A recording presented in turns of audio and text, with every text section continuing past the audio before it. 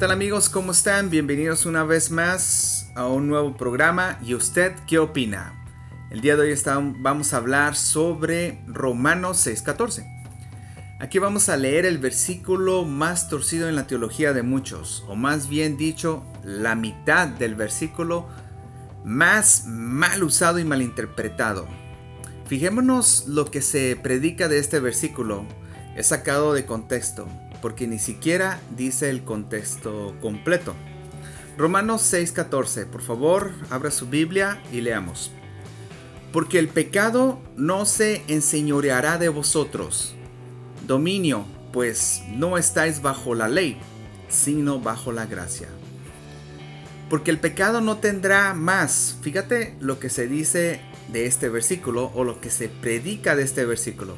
¿Te ha pasado alguna vez que te dicen, ¿por qué estás guardando cosas de los judíos? Ya no estamos bajo la ley, sino bajo la gracia.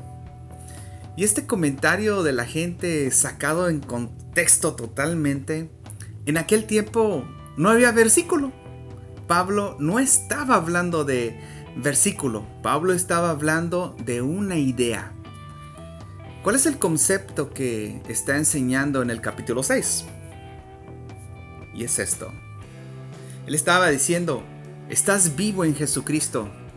Ya no puedes seguir transgrediendo la ley. Y de repente dice, el pecado no se enseñoreará, no tendrá dominio sobre ustedes. ¿Por qué el pecado no puede tener dominio de ti o de mí? Porque no estás bajo la ley. Estás bajo la gracia. ¿Qué es estar bajo la ley? ¿Y qué es estar bajo la gracia? ¿Qué significa estar bajo la ley? Bueno, estar bajo el veredicto divino de condenación. Porque la ley condena el pecado. Estar bajo la ley es estar bajo el veredicto de culpable. Estar bajo el dedo acusador de que eres culpable, culpable. Tienes que morir. Entonces, por cuanto ya no estás bajo el dedo acusador, tú fuiste nada. En cuanto ya no estás expuesto a morir por tu pecado, por cuanto ya estás bajo la gracia, hermosa gracia, por eso el pecado ya no puede enseñorearse, o sea, ya no se puede enseñorearse de ti, ya no es tu dueño. Se los pongo de esta manera. ¿Por qué la mujer a la que hallaron en el acto mismo del adulterio no se regresó a hacer lo que estaba haciendo una vez que Jesús la libró de que la apedrearan? Porque una vez que la toman y se la llevan a Jesús y le dicen fue hallada en adulterio, la ley dice que tenía que morir. Esa mujer estaba bajo la ley porque no estaba a la altura de la ley. Estaba por debajo de la ley.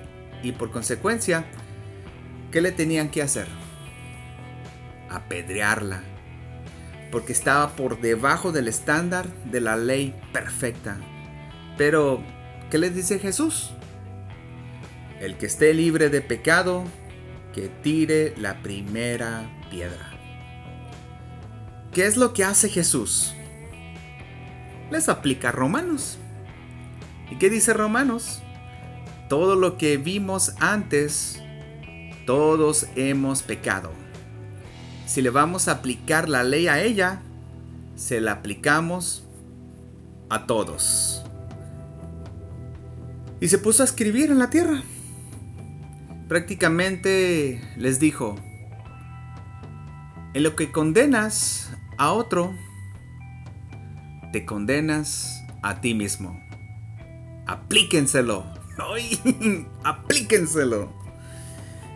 Y de repente se van todos. Porque pues, ¿qué van a hacer? ¿Verdad?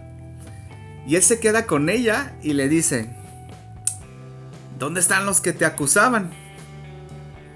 Entonces yo tampoco te condeno. Ve y no peques más. Ve y no vuelvas a transgredir la ley. Y eso es lo que piensan muchos, que ya estamos en la gracia, ya puedo hacer lo que se me da la gana, acabo estamos en la gracia. ¿Tú crees que esa mujer, después de ese regalo de gracia, ese regalo de amor, iba a regresar a lo que estaba haciendo? ¿Qué le iba a motivar a dejar lo que estaba haciendo? El que había recibido un regalo inmerecido. Al que mucho se le perdona, mucho ama. Porque el pecado ya no se puede enseñorear en ti y en mí. Porque se nos perdona mucho.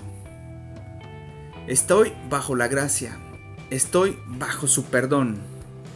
¿Podría yo volver a hacer todo aquello en lo que ofendí al que más me ama? O sea, ¿realmente estaría dispuesto a ofender a mi Salvador, a mi Mesías, a mi Señor? Por eso es que el pecado ya no se puede enseñorear en ti ni en mí. Ya no tiene cabida en ti. Ya no puedes pecar a gusto.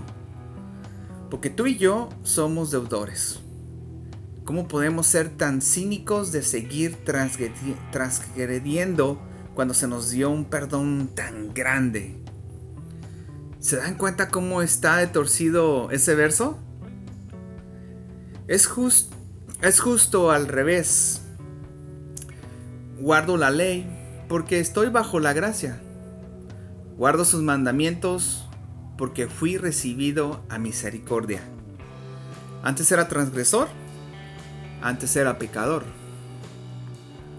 Vamos a ver lo que dice Salmo 119. Antes errante andaba, mas ahora guardo tu ley. Eso es lo que se dice este salmo. Así que es la gracia lo que confirma la ley. Es la gracia lo que hace que sus leyes sean escritas en nuestro corazón. Cuando dice Jeremías 31:31. Léanlo en su casa, ¿verdad? Ahora, en tu corazón quieres guardar, quieres obedecer por gratitud, porque le amamos. Nosotros le amamos a Él. ¿Por qué? Porque Él nos amó primero. Hijitos, si me amáis, guardad mis mandamientos. Y mis mandamientos no son gravosos. Busquen el diccionario qué significa gravosos. No son, como nos han dicho, son pesadísimos. Qué yugo tan pesado. Eso es falso. Es mentir.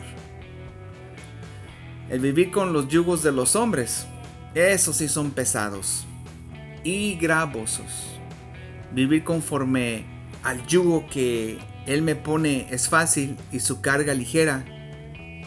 Queda claro por qué el pecado ya no puede tener autoridad en nosotros, porque estamos bajo la gracia. Gracias. No se los olvide comentar.